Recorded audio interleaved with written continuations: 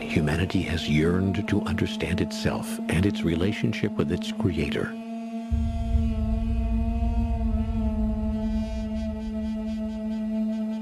In the days of Moses, the Creator was known as the God of our forefathers, or the God of Abraham, but there was no real name for the divine creative presence.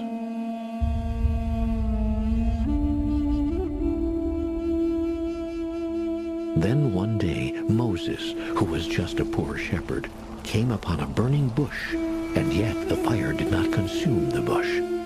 A voice spoke to him, saying that he must go unto the Pharaoh Ramses and demand the release of the Israelite slaves. When Moses asked who he should say sent him, God said, "I am that I am." For the first time in history, God had a name.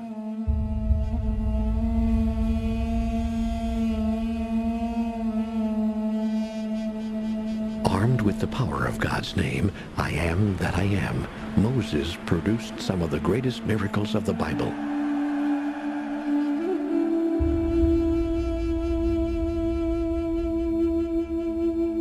Religious authorities, recognizing the name's awesome power, declared that uttering it was the highest blasphemy. And so its strength was unrealized, misinterpreted, and misunderstood.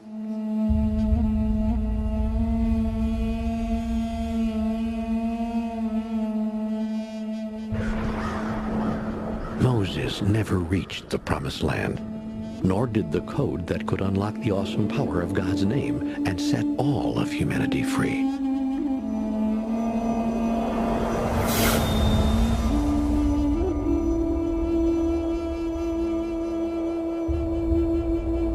A code that could set humanity free. It may seem impossible, but Moses learned something from God that day that changed the world. In fact, we still talk about the miracles he produced. When God gave Moses the name, I am that I am, there was a simple code that went with it that unlocked the true power and meaning of the words. But then the name of God was banned, and uttering it was sometimes even punishable with death. And so the code was lost. A code is a system of letters, numbers, or symbols that communicates information when converted into normal language. If the Moses Code could unlock the power of God's name today, is it possible that we would have the power to create miracles just like Moses did 3,500 years ago? For the first time, world-renowned scholars, psychologists, and philosophers will reveal the Moses Code and how you can harness its energy to change your life. Today we have the power to destroy the world many times over, but the Moses Code unleashes a new kind of power, one that creates worlds and helps us fulfill our individual and collective destiny. Incredibly, the Moses Code is far simpler than you may have imagined. Most of us were taught that the name given to Moses was, I am that I am. That doesn't make sense without the code. In reality, the name was much simpler. The Moses Code is a common symbol, something that we see and experience every day. The Moses Code is a comma. The Moses Code is a comma? A comma. I don't think so. I am that I am with a comma. We're not saying that the Moses Code is a comma. We're saying the Moses Code needs a comma. I am that. Comma. I am. The very name of God, I am that I am, has intrigued me for many, many years. When I was a child, I was told this by the adults around me. I am that I am, saith the Lord. And I thought, what in the world does that mean? I am that I am. Then one day a spiritual teacher said to me, I want you to change your life in 24 hours. I want you to walk down the street for 60 minutes today, and I want you to look at everything you see, and I want you to identify personally with that. Whatever it is, the grass, the flowers, other people, the wino, the rich person driving by, the chauffeur-driven Cadillac, whatever it is, just look at it and say, I am that. And so I did that. I walked down the street. I was with a friend, and I was saying in my mind, I am that, I am that, I am that. Whatever I looked at, if I saw violence on a TV screen, I am that. If I saw something beautiful happening in the park between a mother and a daughter, I am that. I was just saying that to myself and allowing myself to identify with all that is. And the friend that I was with looked at me and said, "What are you doing?" And I said, "Oh, I'm just saying I am that." She said to me, "No, you're not that. You're not that. You're you." I said, "No, I am that. You don't understand. I really am that." She says, "No, you're you. You're really mixed up in your head." I said, "Listen to me. I am that. I am." And then I said, "Oh my God, did you hear what I just said? I just said, I am that. I am." The great name of God, I am that I am, has been misunderstood from the beginning of time. It's simply God's simple way, God's very human way of saying an enormous truth. I am that. I am. This is the presence of God saying, I am that. Everywhere you see me. People used to say God is in everything. Really, everything is in God. God isn't just saying that I created that. God is this field, this presence that is everywhere in its fullness. God is saying, I am that. I am that. I am that person. I am that. I am that experience. I am that. I am of God. And so we have, I am that I am is this man in the sky with a white flowing beard and these big long flowing robes. God made us in its image, and we've been trying to return the favor ever since, meaning that we've made God in a man's image. And this I am that I am is out there, ready to decide capriciously whether to bless us or punish us for certain things. Now, of course, God can't be jealous because God's the only game in town. God is infinite, omnipresent, omnipotent, omniscient, so there's nothing for God to be jealous of. So that was a primitive mindset, projecting human emotions onto forces they didn't understand. And we project that presence outward instead of having a relationship with that presence inwardly. If God actually is each one of us, then that would mean that each one of us is an embodiment of God. If that's true, then what would the possibilities be? What could we create? So we're walking to the wall now, where we're going to join thousands of other people encircling the entire old city of Jerusalem. But before we go there, we're going to explore 3 keys for unlocking the experience of being an embodiment of God, actually feeling it in our bodies.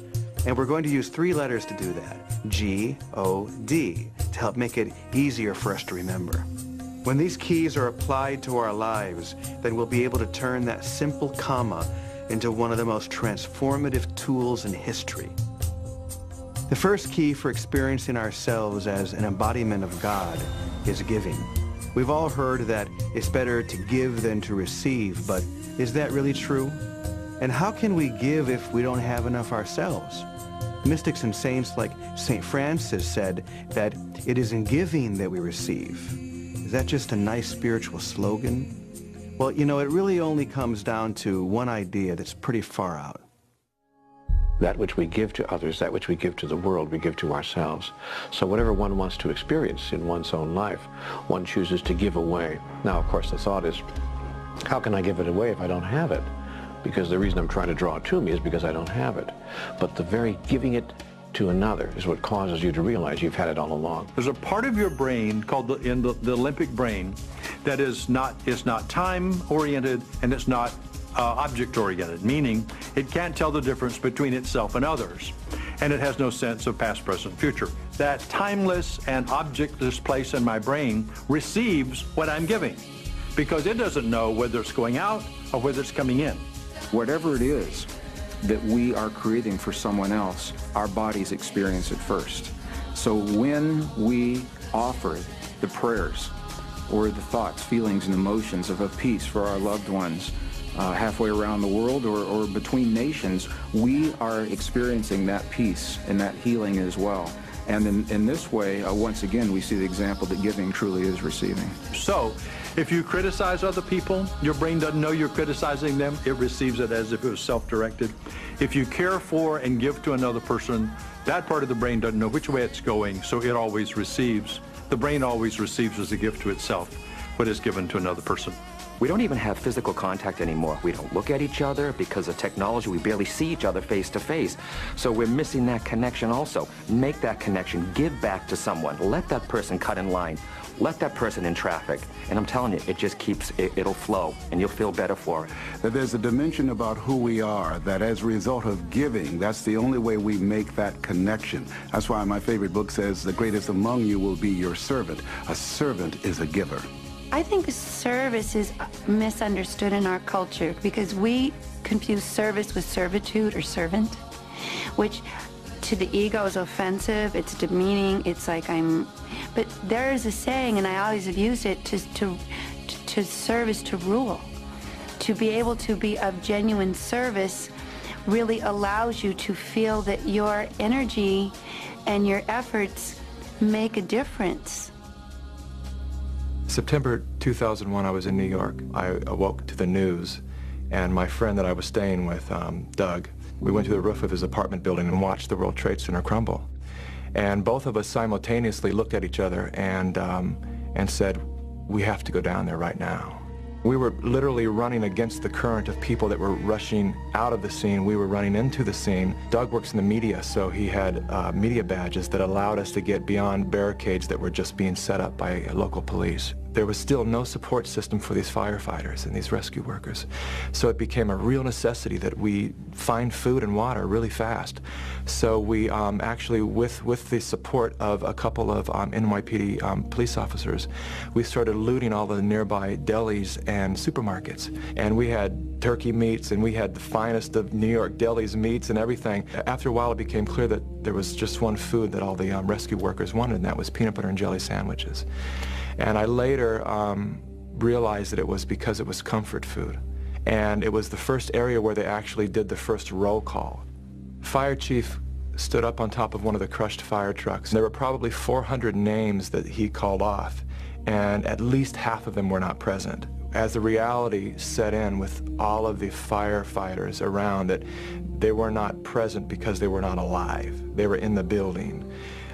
They started to literally crumble like dominoes all around us. They fell to their knees, they sat on curbs, and these big hardened men were just in tears. The earth movers came in to clear the way for all of the rescue vehicles, and Wall Street was lined with fine automobiles, so the only way to move them was to literally push them over with these earth movers. They just flipped the cars one at a time, all the way down the road, flipping cars out of the way. And I watched these material items go from being this beautiful car that I was drilling over to just being trash in seconds. We watched and we just stood there, you know, like 12 guys going, oh my God, how can they do that? But then it became really clear to me that it's like, that was so irrelevant to the task of finding people alive that all of the material world was just garbage at that point. It didn't matter. I had suited up, you know, rescue workers' uniform, basically, with the respirator and everything on. And this actually ended up becoming my pass to get into the ground zero, where it was nothing but qualified rescue workers. And here I was, just a civilian with really no qualification to be there. So the first victim that was found was this little man in a suit, and he had been completely crushed and disfigured under a fire truck. And I stood there looking at him and imagining what his story must have been, that he likely hid under the thing that felt the most secure, like a fire truck. Do you know what I mean? He probably crawled under that fire truck as debris was falling, only to be crushed under that fire truck when that entire rig was crushed upon him. And so that was really the first sobering moment of, wow, okay, this is what we're here for, and this is what we're going to witness, and am I up for it? And you know, I didn't really even have to think about it. It was just a yes. We have to understand that when we perform service for others, we're not really doing that. I mean, it looks like in the illusion that we're doing that we are serving others, but the truth is there's no one else to serve but the self. There's nothing going on in the world except self-service. Is not strictly for getting in return. You know, there's not this intellectual thought of, okay, well, I'm going to give to you, you, and you, because if I do, then maybe I'll get something. Most of us operate in that mode already. Moses didn't do that. He just gave and received and served We want to give as God gives, without expectations, without wanting anything in return, just to connect with another person, to serve in the grandest way. Greatness is your capacity and your willingness to be of service. Service to what? Service to love. Service to peace. Service to beauty. Service to God. Service to joy. I think that when we do that, when we take our attention off all of our problems and all of our circumstances, and we put it on somebody else, it's the thought of doing that that allows us to lose track of ourselves and lose track of our problems, and that's an act of creation. Recently, I was inspired by my own son, Bo, who was having a bar mitzvah, and the rabbi explained to him that the mitzvah was really in the stretch, going beyond what he felt comfortable doing. What kind of challenges do you feel like you faced and that you had to overcome to do this great mitzvah? I'm giving away all my money, so that's always hard. What kind of project are you going to do? I'm raising money to build a school in a poor part of Uganda. He decided that he would build a school. An entire school? Yeah, a 7-room schoolhouse. And donate 100% of his money. Moses did exactly the same thing you're doing, Bo. He left his comfort zone to do something good for people that desperately needed it. The village where Bo's project is going to be built is called Chikoiro. And the difference between a child going to school and not going to school is really the difference between life and death for many children. It says, Bo, I've decided to put my money towards the school. We've received money from over 500 people. That's great. How old is she? She's only 12. That's weird. No, I think that's beautiful. I know. That's awesome. They were just ecstatic, and they really got that this was a child helping children. How does it feel to be a philanthropist? What's a philanthropist? This has been a tremendous opportunity, not just for the children of Chikoiro, but for kids in the U.S. to get the idea that there's more that they can do. There are some people that don't have the capacity to receive the good that wants to come into their life, and they end up becoming martyrs. They end up burning themselves out because they give, but they never replenish themselves through being available to the presence, expressing through them through receptivity. The couples who proceed slowly in therapy, the couples who seem to never get there, and no matter what happens in the relationship, they just don't, quote, really improve, have what we call a defense against receiving. They have no receptors for letting stuff in, not only letting love in, but letting compliments in, letting positive statements in, letting appreciation in. To surrender yourself enough to be able to receive, first from God, the Holy Spirit, and then from those around you, I think is one of the most sacred acts that we perform. The complete whole state is an individual that gives with ease and with grace. They're here to give, to share their gifts, their time, their talents, their capacities, while at the same time they're in tune with the fundamental order of existence, their real being, and they're receptive to this flow through them. They can receive love. They can receive intuitive hits. They can receive wisdom and guidance. They can receive the beauty that is everywhere. So there's a complete cycle, and ultimately giving and receiving are one. Most of us have heard prophets and sages and enlightened beings say that we're all one. But we look out at the world and we see separation everywhere, so how can that be true? Does that mean that I'm one with Jack the Ripper as well as Mother Teresa? Does that mean that I'm one with you? Are these just airy-fairy ideas, or could this be the next step in all of us realizing that we're actually an embodiment of God? The fundamental principle that you find encoded in all major religions, all authentic spiritual paths, is this spiritual idea called oneness. That we are at one with life, we're at one with the presence of God, we're at one with each other. We find that in all the traditions. Hear, O Israel, the Lord our God is one. One presence, one power. The Atman, the Buddha nature, the Christed one. It's in quantum physics. Rupert Sheldrake, the unified field, one presence everywhere. This oftentimes doesn't seem to square with physical evidence. primarily because the average individual sees the world through the filter of a sense of separation. They see the world through their senses. And if you're more in the ego, then you're going to sense survival fear, this angst that you've got to get yours, that it's all about getting. Through spiritual practices, you go beyond the sensory realm and you enter into a field where you see, not with eyesight, but with insight, that everything is connected. The scientists, the quantum scientists would call it a unified field that is everywhere in its fullness, that is undivided. That's what being awake means, is to say, well, I'm dancing in this illusion of separateness, but I'm not separate. For once an individual is broken through, then all the things on the surface that seem separate begin to work together for our good, because we're now in tune with everything on the invisible level. So you end up working not harder, but you end up working a lot cleaner, a lot easier, because you're in tune with all of life. So you're not trying to make something happen on the surface, you're trying to make something welcome on the invisible side of life. So oneness is the primary principle. It's the linchpin of power. We're at one with God, one with love, one with life, one with all the power that there is.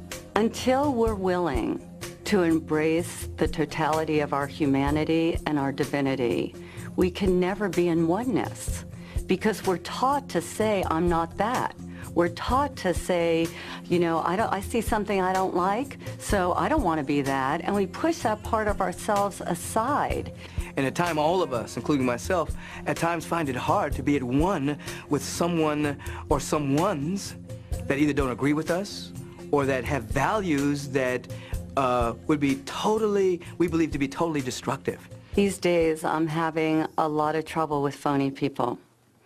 And I can see that I don't like that part of myself, that I'm always searching for ways to be more authentic and more real and show more of myself, even as a teacher.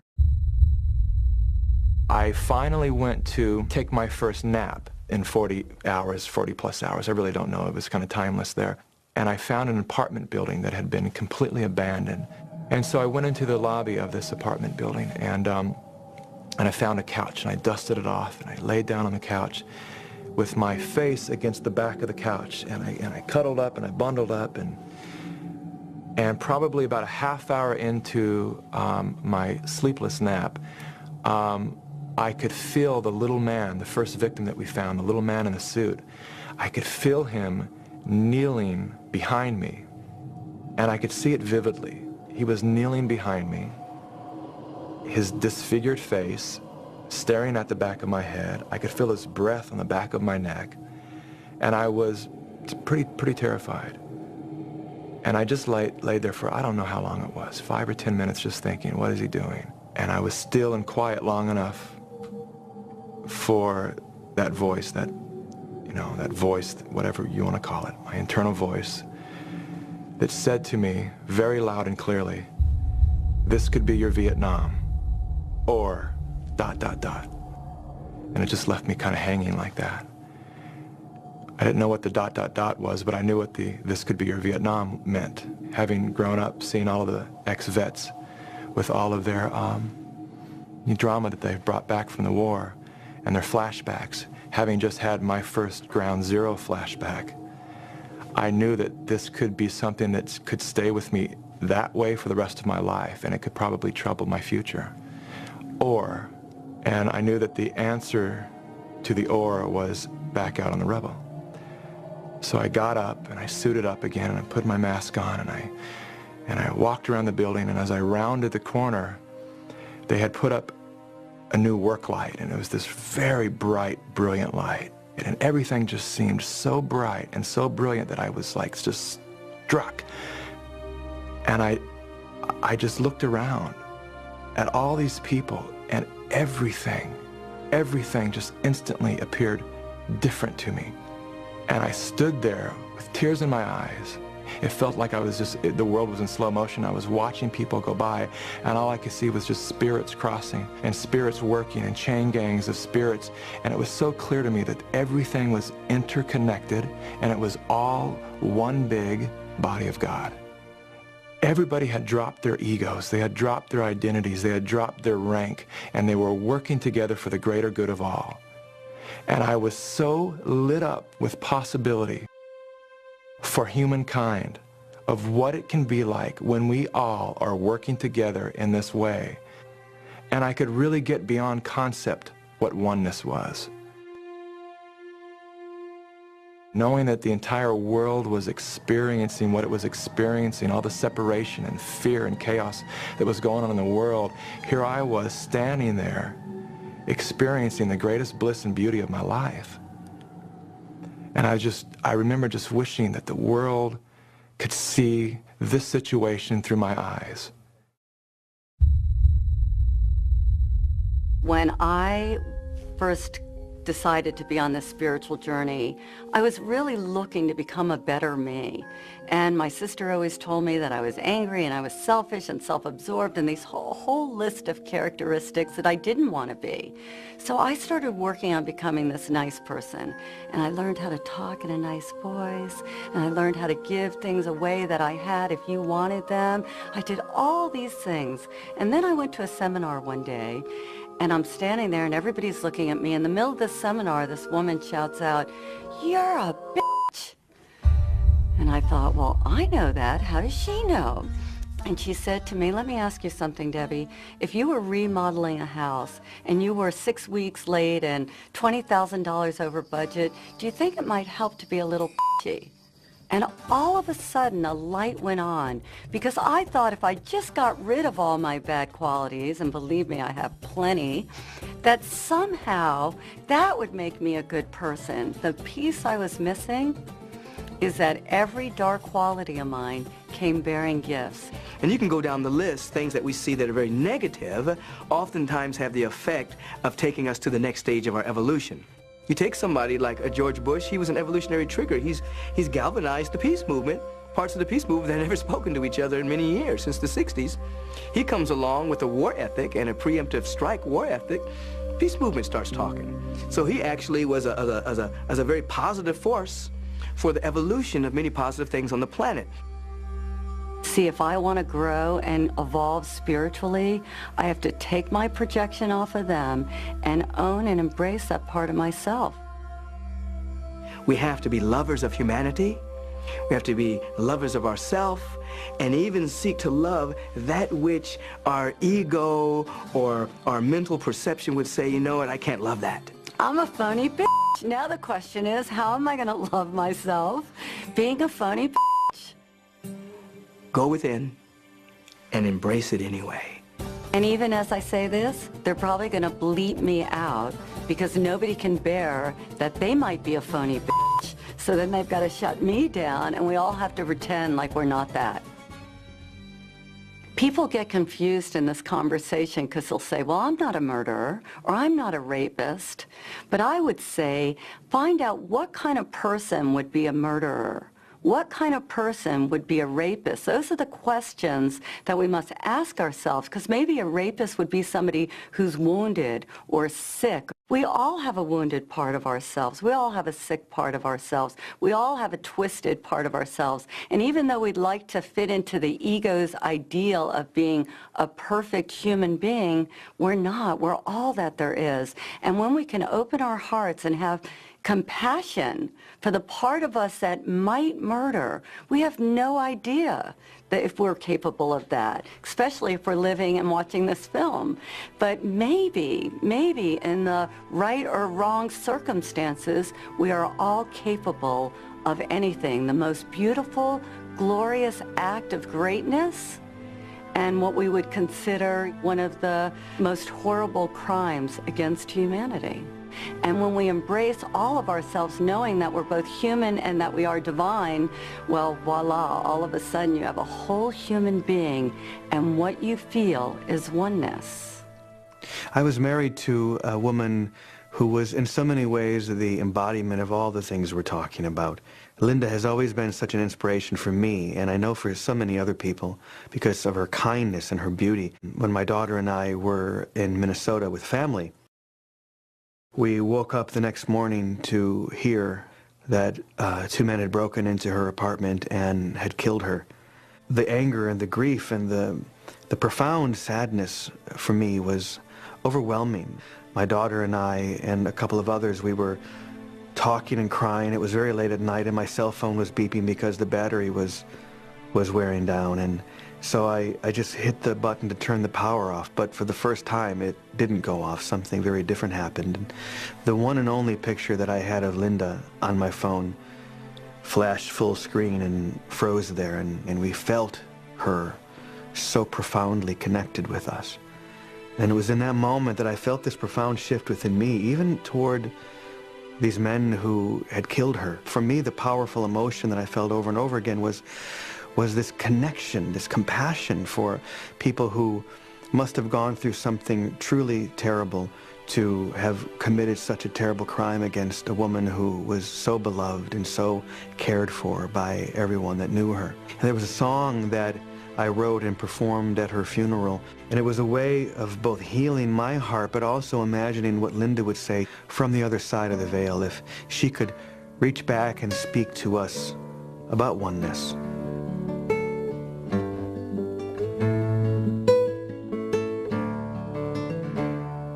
And if ever you forget me, just call me by my name, and my soul, it will answer time and time again. And if ever you should leave me, I'm never really gone. You can find me deep within you, in the one.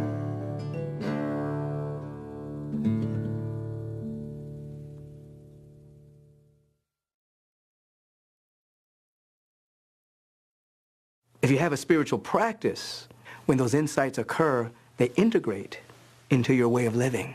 They don't wipe you out, nor that they just fade into the recesses of memory as to a wonderful moment you once had. Integrates into you. And that sense of oneness and unity becomes more real than anything.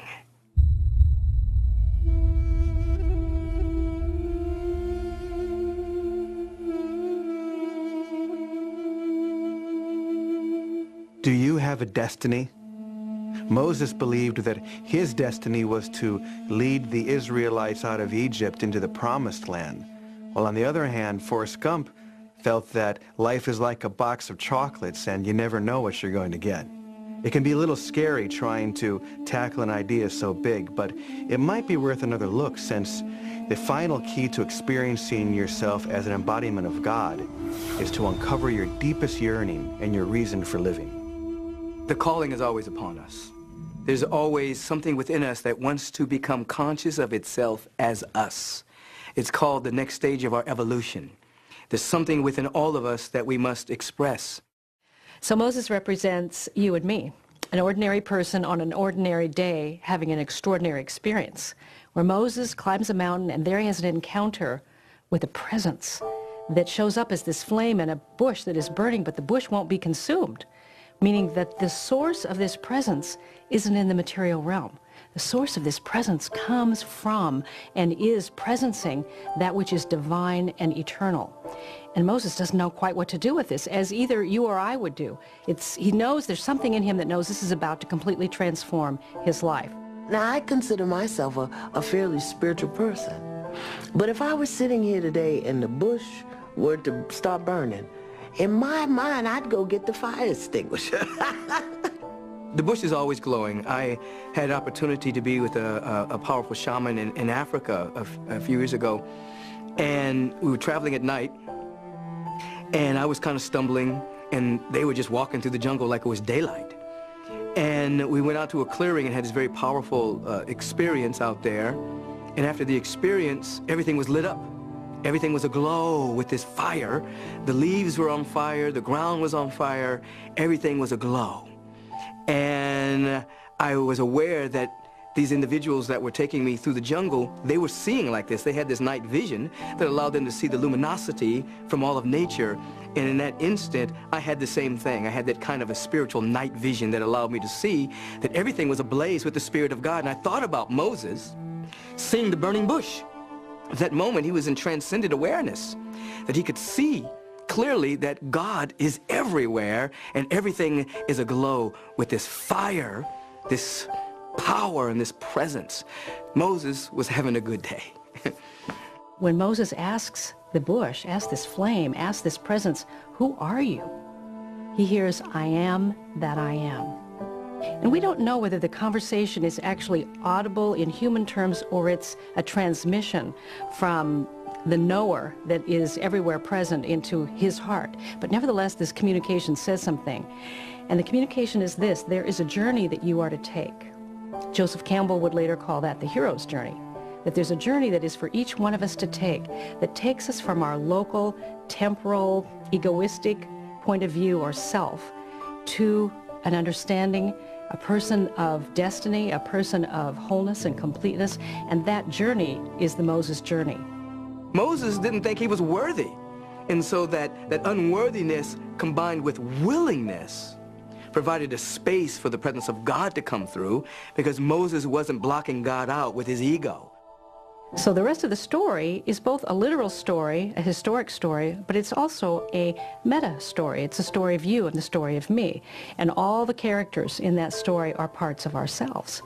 So Moses is then told that he must go and free the slaves, and he is to take them to the promised land, or to fulfillment, to the land of milk and honey.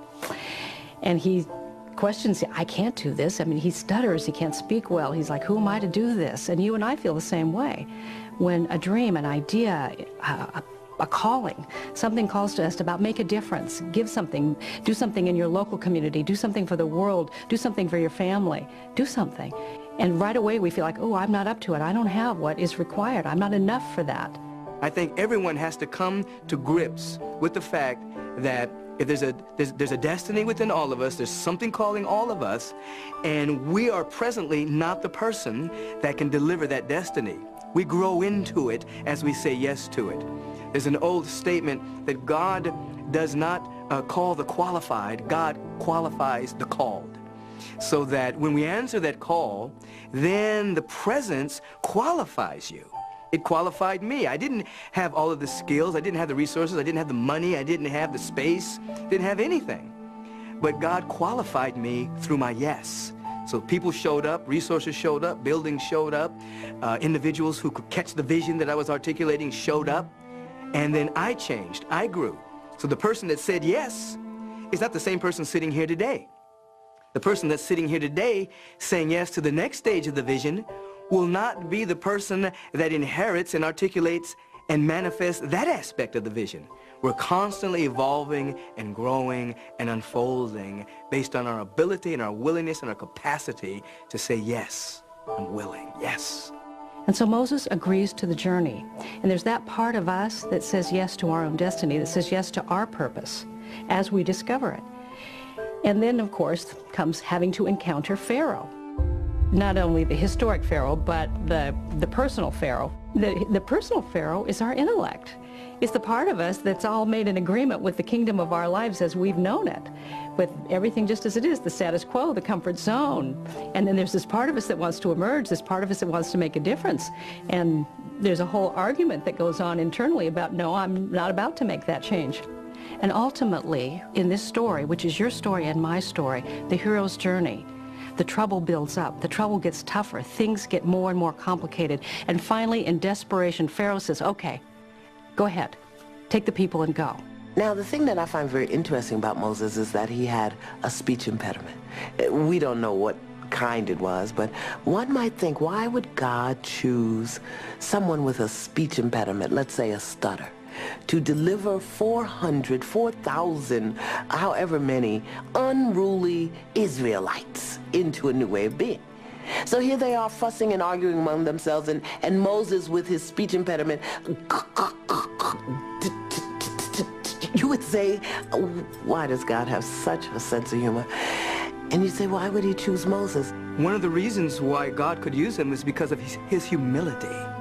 And oftentimes, people that seem that they're lacking something within themselves, they become great vessels and great vehicles for the power of God to express through, because there's nothing to inhibit the flow from expressing through them. Very often we think we have impediments or limitations, and we don't think God can use us, but God will take your limitation and use you and it to deliver somebody else into a new place and a new way of being. So the sea opens, and then the real journey begins, because they spent 40 years in the desert.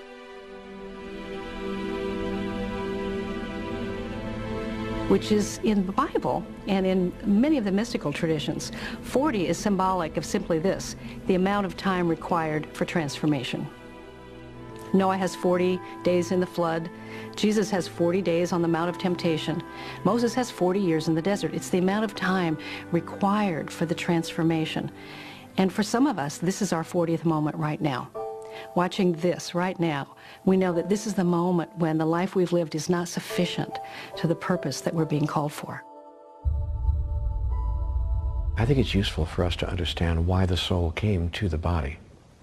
Now, the soul came into physicality in order that it might experience itself, express itself in the physical world as who it really is, thus to know itself in its own experience. So the fear is that if we identify the I am that I am with the I am that I am, that somehow it makes us pretending to be something we're not being, or taking on something. But what if it's just the opposite? What if by saying that I am an opportunity for the I am that I am to presence divine love through my hands this day to a child that I'm teaching, or to an old person I'm helping carry the groceries, or to someone that I call who's in pain or hurting in some way, and I'm the voice that comforts them. What if when we give ourselves just the possibility that if we allow ourselves, the I am that I am might be an avenue through which the I am, that is God, that is the presence, that is the power of life itself, might find a way, an entry point to make a difference for good right here on planet Earth. But we got to be careful here, because when the ego starts to think that it's God, it just gets arrogant, it gets greedy, it takes us over completely. It's not a pretty picture. We have to dip into our soul, to our essence, in order to be all that there is. The difficulty is this. We're a mixture of a constellation of different identities that have emerged for different reasons. We're mothers, we're fathers, we're brothers, we're sisters, we're employers, we're employees. There's all kinds of identities, and every single identity is pulling upon our energy for its survival. However, there is a central identity, which is the I am presence. There's a central identity which is not in comparison with all other identities or in comparison with anybody else. It's the image and likeness of God. It's a unique configuration of infinite potential, infinite possibility. And within that core identity, it is speaking, it's calling our real name and inviting us to greatness. It's inviting us to be more ourselves. Remember, it's the still small voice. We have to get quiet enough to hear it.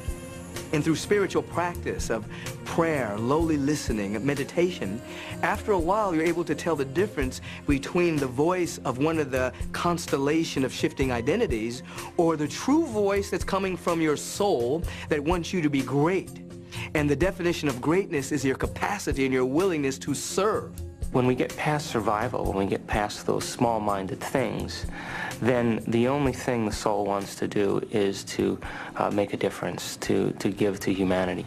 What can I do? There's so much you can do, you can't even believe it. Right at the end of your fingertips is a whole world of your possible creation. And it is ignited, it is inspired, it is embraced, and it is in fact experienced in extraordinary ways the moment you decide to be in service, not just to the world, but to the world of your own creation. When that central voice begins to speak, and it's still and it's small, it's calling you to a greater degree of service, and a greater degree of serving humankind, a greater degree of serving your family, a greater degree of serving everyone you come in contact with. That's one of the ways you can tell the difference between that voice. Is it calling you to serve, Or is it calling you just to take care of yourself? If it's calling you just to take care of yourself, it may be coming from the ego. The question often rises for us, so how do I know the difference between God's will and my will, and do I have a will? What do I do with my will? And my understanding of that is that, where is God? Jesus said the kingdom of God is within you. So within us, we know we have the Pharaoh part, or the intellect, or the part of us that argues for circumstances that we know.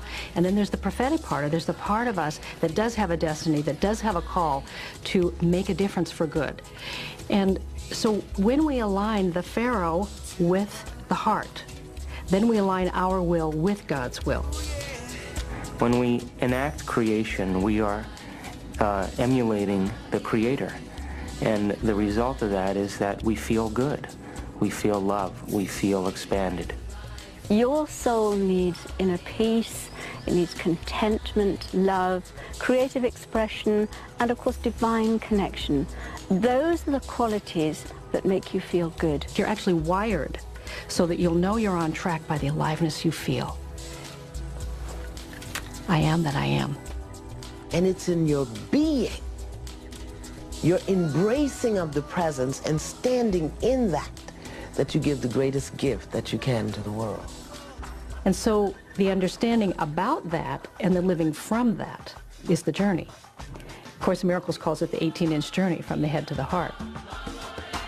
In that moment, standing there, overlooking ground zero and all the chaos that was going on, arose my life destiny.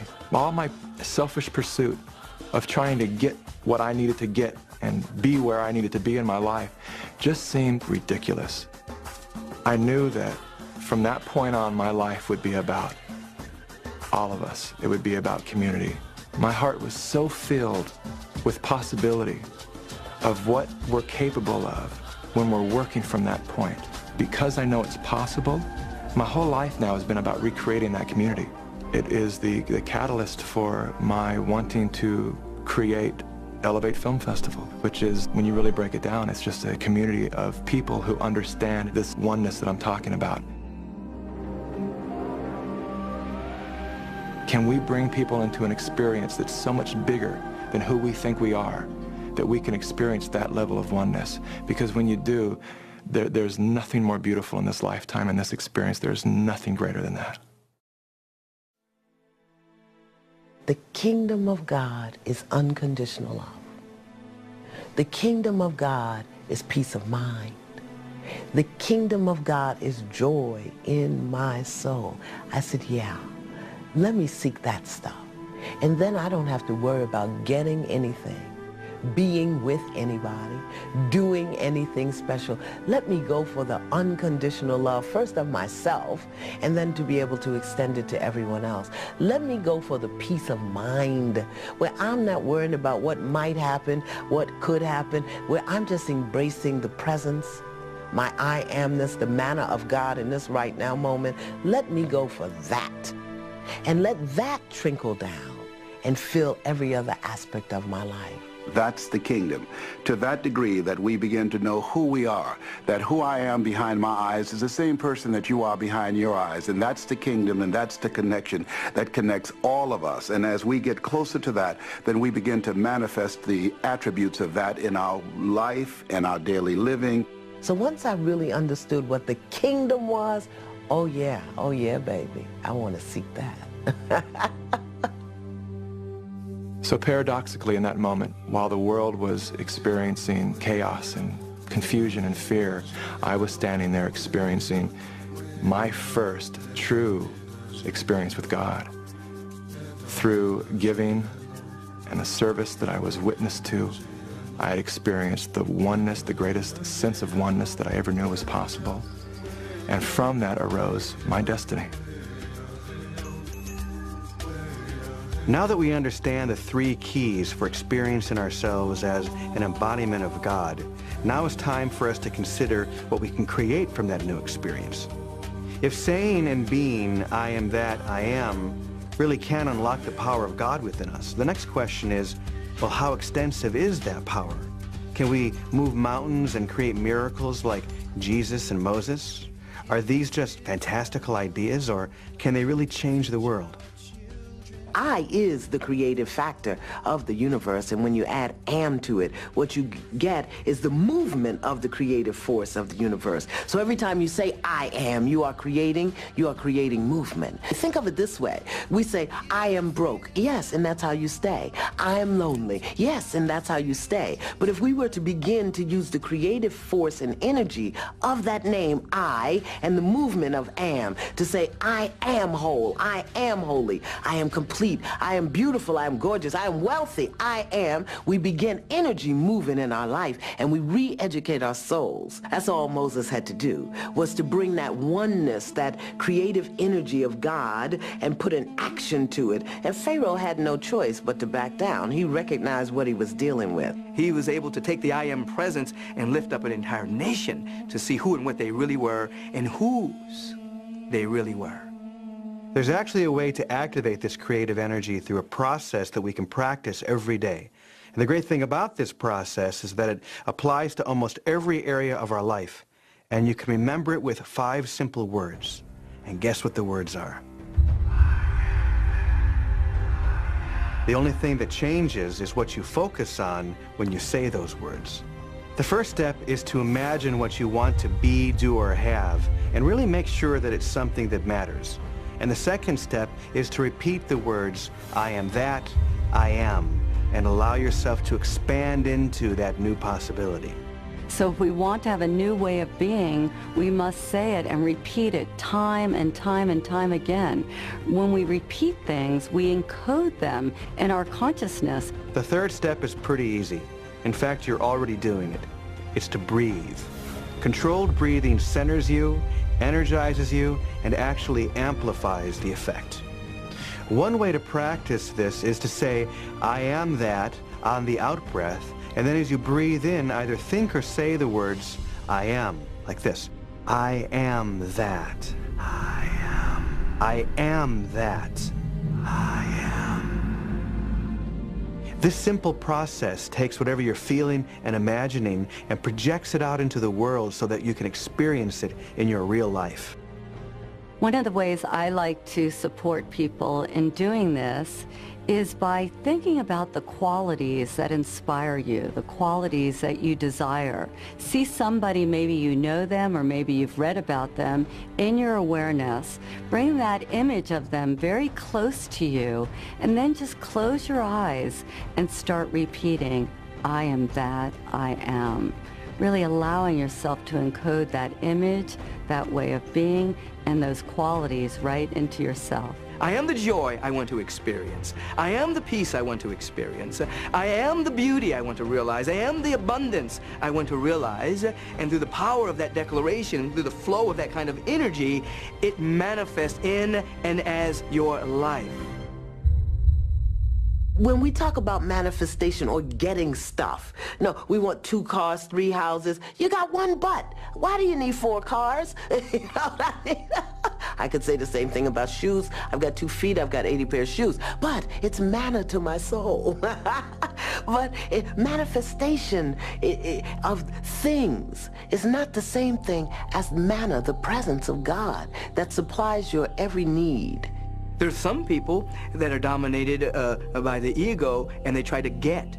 They try to use the principles for acquisitiveness, to get things, and they hoard, and inside they're very poor people. They may have a lot of stuff, but they're just poor people with a lot of stuff. Advanced students understand that it works exactly the opposite, not to try to magnetize something to us, but to try to bring something through us. Many people say, I just don't know who I am. They don't know their soul. They don't know their soul. And it's great. People think they can reach out, get the cars, the jobs, the best relationships, the money.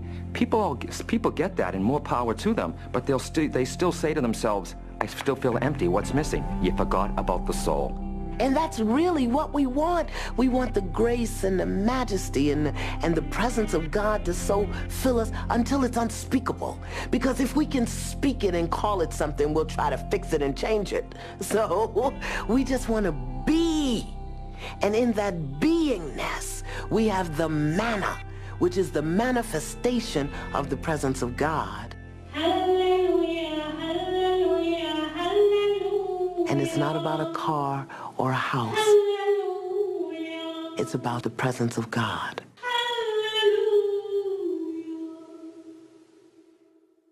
Truly embodying the God presence isn't just about being saintly and having this upward connection to the divine that we would call mystical and enlightened, but it also requires that we fully inhabit our bodies and fully be in our sensuality, our sexuality, and really combine and fuse those energies. Love is God, God is love. So you are God, you are love. And when you use that energy of love, God will always say yes. He will manifest exactly what you want. So if you can access that feeling of oneness or the energy of wholeness, what Jesus calls the kingdom of heaven within you, then you can begin to experience that all around you in the world. But if we have an idea that something other than the kingdom of God is something we would seek after, then we will create, because we are so powerful, we will create in our own illusion that which is not of the heaven of which we dream. That is, we'll create our own hell on earth.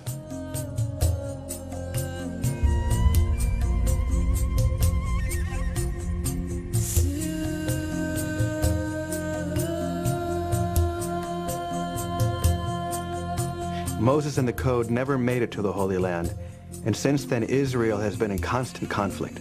Millions have lost their lives due to a misinterpretation of the name of God, and religious factions have been fighting for centuries, ironically, in the name of God.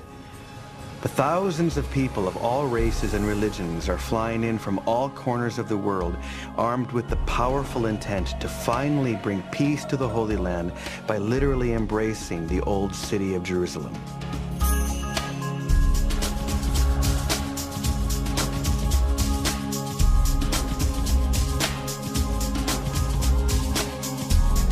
At the time of the hug and before, it is important for us to keep our pure intention and relax. So we're walking to the wall now, where we're going to join thousands of other people encircling the entire old city of Jerusalem. Can you stretch the line?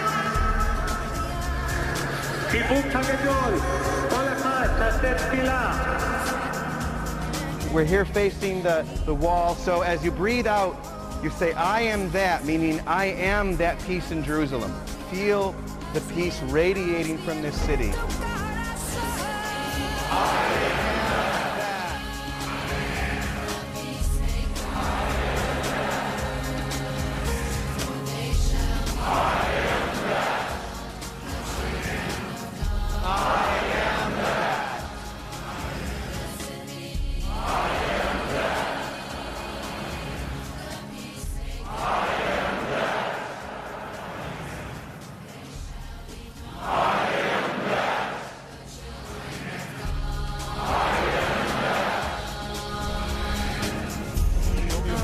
שחגגנו ככה בגשם בשבוע שעבר לא מסתיימים. הנה הפעם מחבקים את ירושלים. And so, 3,500 years later, Moses' journey is complete by delivering the true meaning of the name of God to the Holy Land. It began with a conversation, but continues today through each one of us. The door has been unlocked. Now it's up to us to step into a new world.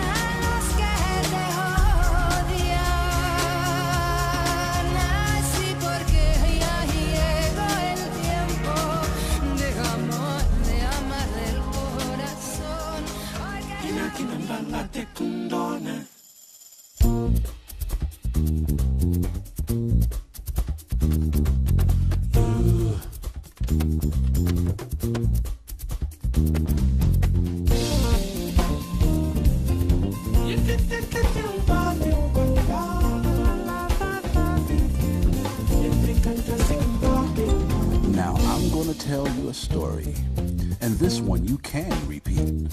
I saw God the other day, just walking down the street. I said, hold on just a minute. How do I know it's really you?